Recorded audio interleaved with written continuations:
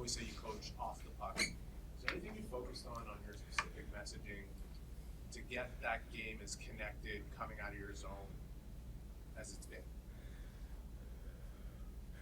Can you repeat that? Yeah, is there anything specific you're focusing on in your messaging that's getting your team to be able to play that collective game and be as connected as they look coming out of your zone? So, with the puck. Yeah. On offense? The guys that don't have the puck, Mm-hmm. is there something specific in your messaging that's enabling them to really be in the right spots a lot? I think the only thing that's specific is the consistency of the message.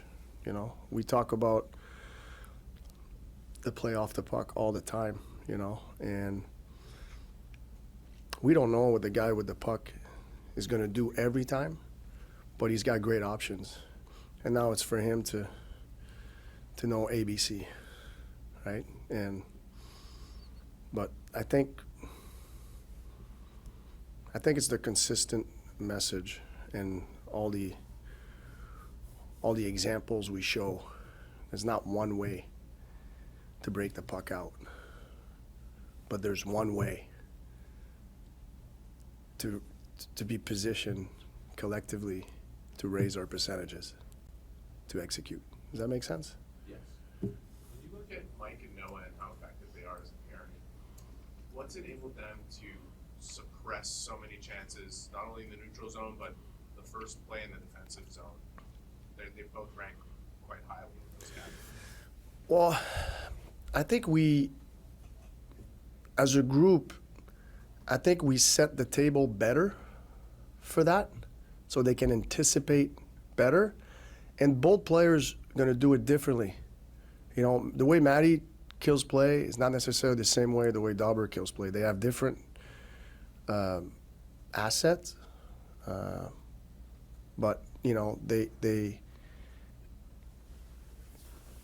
execute the objective. And that's, you know, so to me, what we talk about a lot with our player is what's the objective versus you need to do it this way. Do you know what I mean? So to me, we pound the objective, you know, and then we try to hammer the details inside of that. And not every player is going to do it the same way, but the objective has to remain the same. Martin, est-ce que tu en as assez depuis le début de l'année de ce qu'on appelle ton bottom six actuellement, quand tu évalues ce qu'ils font? Yeah, I mean, I would say yes. Ouais, excuse. Ouais. Je te dirais que oui. Tu sais, que côté intention, côté éthique de travail, tu sais, sont alertes, les intentions sont à la bonne place. Est-ce qu'ils peuvent... Puis quand tu me dis bottom six, mais tu sais, j'imagine que tu me parles de la ligne à Docker et de la ligne à Jake. Tu sais? Parce que j'ai pas Ouais. nommé de numéro. Non, je sais, mais puis tu sais, puis je te dirais que, tu sais, je sais que la ligne à Suzy, c'est notre première ligne, tu sais. Puis après ça, mais tu sais, les trois autres lignes, tu sais, je trouve les intentions sont là. Puis il y a des games, mais c'est une ligne qui ressort un petit peu plus. Puis d'autres games, c'est une autre ligne qui ressort un petit peu plus. Mais je te dirais, en dessous de la ligne à Suzy, je te dirais, oui, je suis satisfait.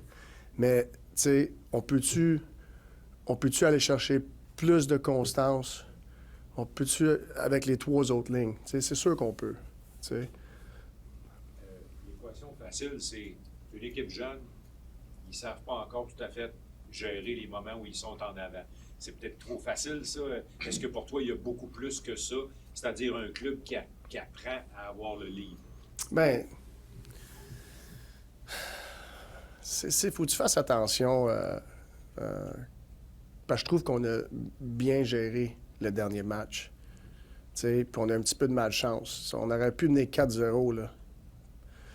4-5-0 même, puis tu sais, puis ils ont eu quand même des bonbons, là. Tu sais, la POC a bondi un petit peu pour eux autres, là, tu sais. Fait que, mais on n'a pas... on s'est pas arrêté, on a continué. Ça aurait été le fun d'amener cette avance-là en troisième. Puis, mais j'ai aimé comment on a géré la rondelle pareil. Puis on était capable de produire beaucoup de chances.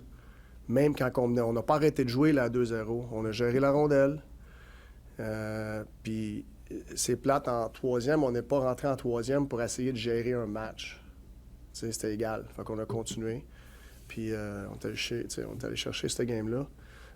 Mais je te dirais, c'est sûr que pour une jeune équipe, c'est continuer à apprendre à gérer les matchs. Mais si tu ne gères pas la rondelle comme il faut, mais tu ne seras pas dans les positions pour gérer des matchs. Fait qu'on travaille beaucoup sur gérer la rondelle. Marc, Anthony et Alexandre. Martin, en parlant des autres, dans la ligne de pensée de M. McGuire, ici présent, spécifiquement, un gars comme Joe Védény, il a commencé la saison en dehors du line. Présentement, il en est où dans son évolution? Est-ce que, bon, c'est quand même un vétéran, là. Il n'est pas vieux, mais c'est quand même un vétéran. Est-ce qu'il y a des choses à assimiler encore? Non, moi je trouve qu'il joue du très bon hockey. Puis c'est de continuer. Quand tu dis qu'il joue du très bon hockey, à quoi tu penses? Mais toutes ses intentions sur la glace, ses actions, même ses touches, ce serait le fun qu'il se fasse récompenser un petit peu, parce qu'il mérite de se faire récompenser côté production. Puis c'est de continuer. Mais je trouve qu'il nous... Il joue à l'identité qui devrait jouer ou c'est qui est sur le parcours de sa carrière présentement, de qu'est-ce qu'on a besoin.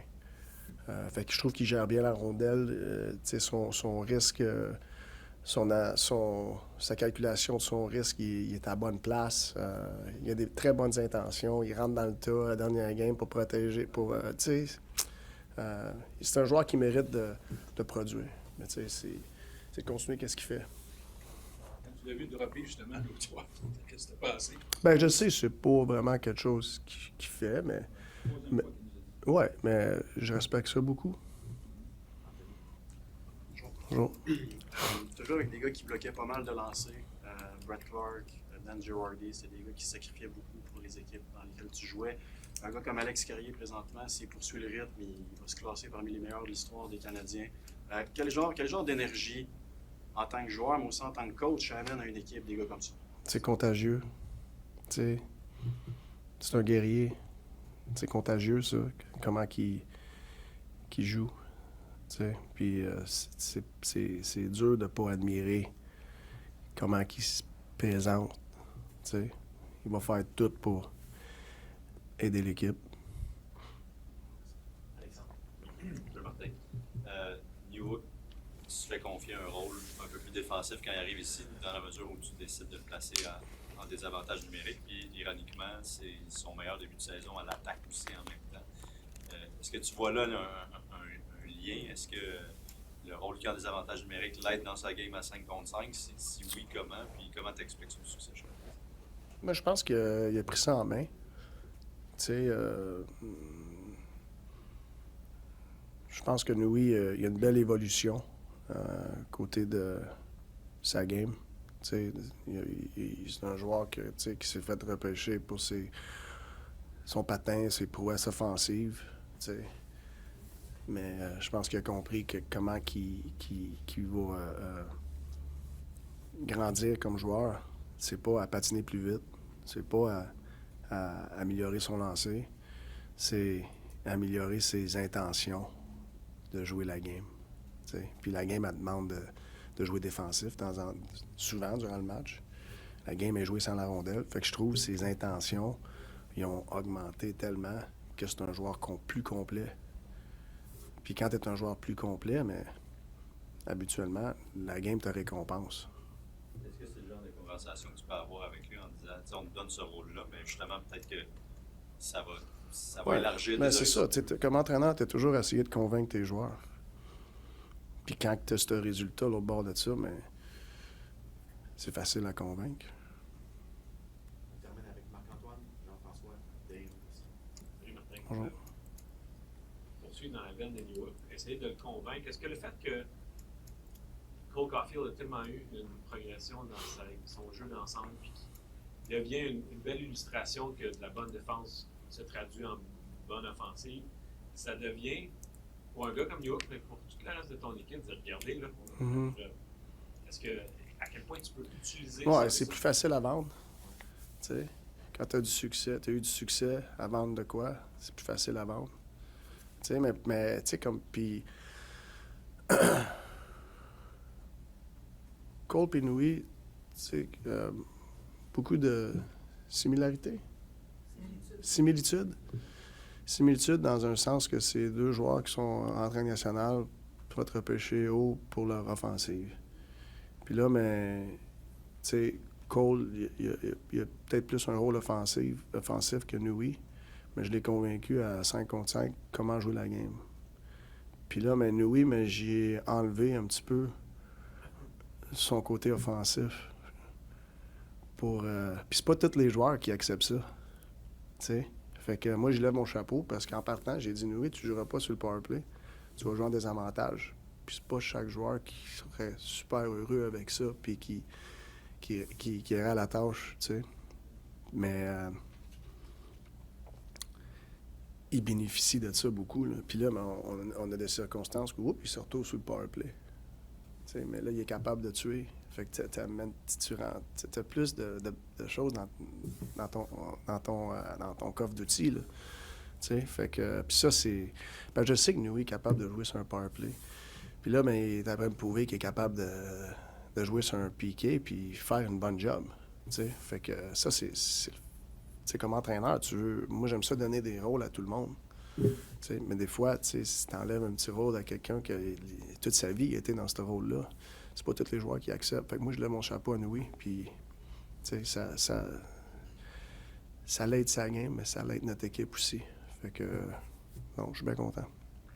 D'ailleurs, on pourrait penser que le fait que vous avez des bons résultats en ce moment, ça vous permet, dans guillemets, d'acheter du temps pour amener le processus, pour élever le jeu de chacun, peut-être pour l'amener là où tu voudrais qu'il soit, pour chacun de tes trios, chacun de tes gars. Ouais. Est-ce que c'est particulièrement vrai dans le cas de Kirby Dach? Parce que tu dis, bien là, chaque fois qu'on collectivement on gagne des matchs, bien lui, ça lui donne un peu plus de temps pour trouver le rythme qu'il voudrait voir. Non, mais ça dépend de ce que tu fais avec le temps. Tu sais, c'est une patience agressive. Moi, tu sais, je sais qu'on va être patient avec Docker, mais je trouve qu'il est dans une bonne place, puis je trouve qu'il s'en vient, là. Tu sais, il commence à se ressembler. Tu sais, fait que c'est de continuer. Tu sais, puis c'est sûr, le résultat, il y a le résultat. Mais nous autres, on fait pas notre jour à jour à cause du résultat. On est processus, là, tu sais. Puis quand tu focuses vraiment sur le processus, mais le résultat, il vient un effet secondaire. Puis je pense que c'est là qu'on est présentement. Tu sais, mais il ne faut pas que tu t'arrêtes sur le résultat. Il faut que tu continues sur le processus. Puis on fait ça collectivement, mais aussi individuellement. Tu sais, fait que c'est sûr que tu veux avoir tous tes joueurs qui sont au top de leur game, mais tu n'auras pas ça. C'est impossible. Fait que ça va, tu sais, c'est comme ça. Mais si tu es capable d'avoir une grosse partie en haut, tu sais, qui ajoute du temps au gars en bas pour monter, mais je te garantis, lui va monter, il y en a un autre qui va descendre un petit peu. Mais c'est comme ça. Mais c'est pour ça que je te dis, la game collective est tellement plus importante que les individus qui vont de même. Puis plus ta game collective est forte, mais tu n'as pas beaucoup d'individus en bas. Trois dernières. JF, Dave.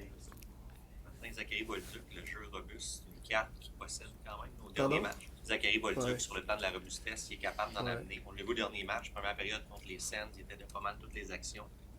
Mais c'est quoi le défi d'être capable d'être robuste, mais soir après soir? Ouais, c'est un défi. C'est comme tout jeune joueur, le défi, c'est la constance.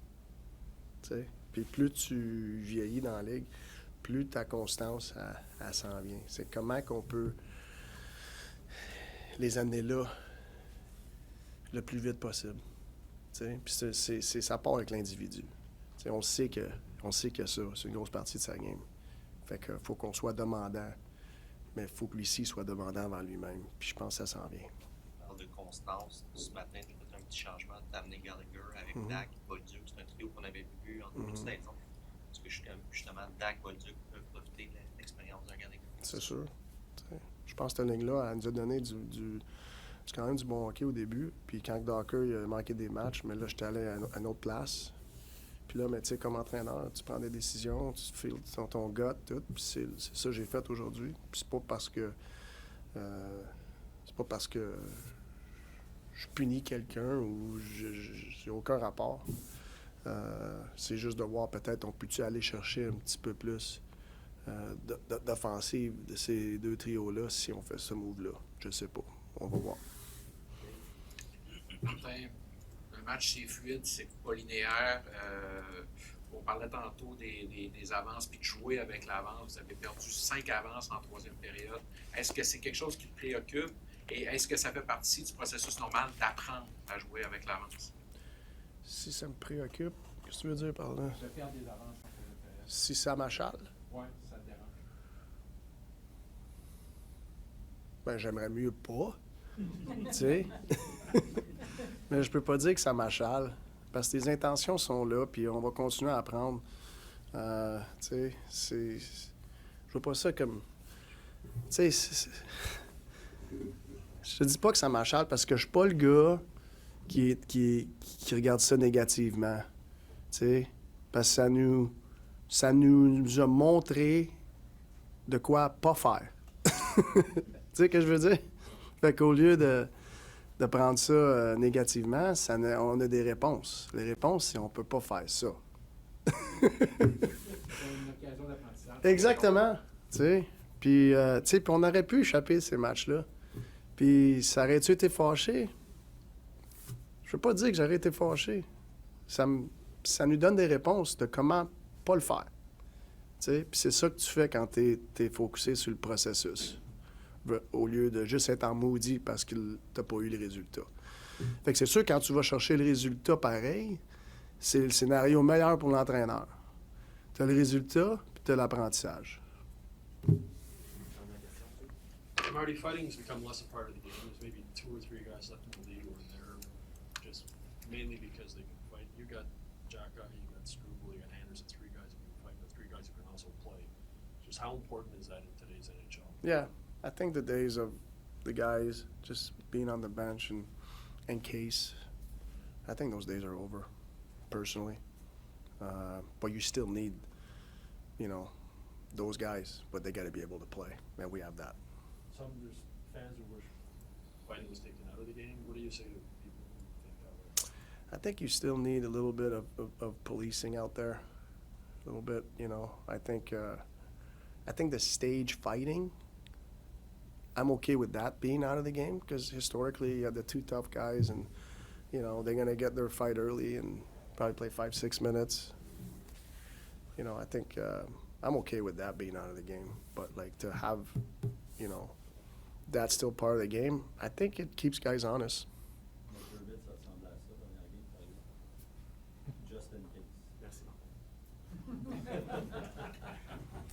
I don't talk about other teams. Merci.